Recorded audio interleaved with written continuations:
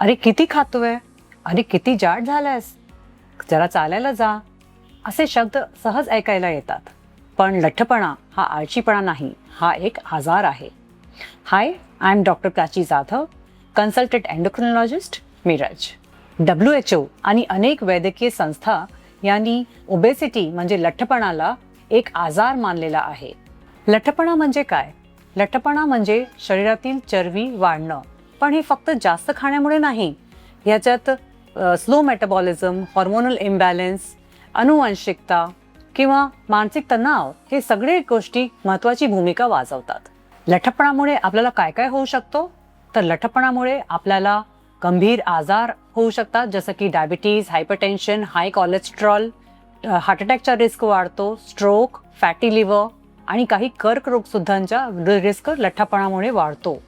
आणि हे आजार टाळण्यासाठी लठ्ठपणावर उपचार खूप गरजेचा आहे.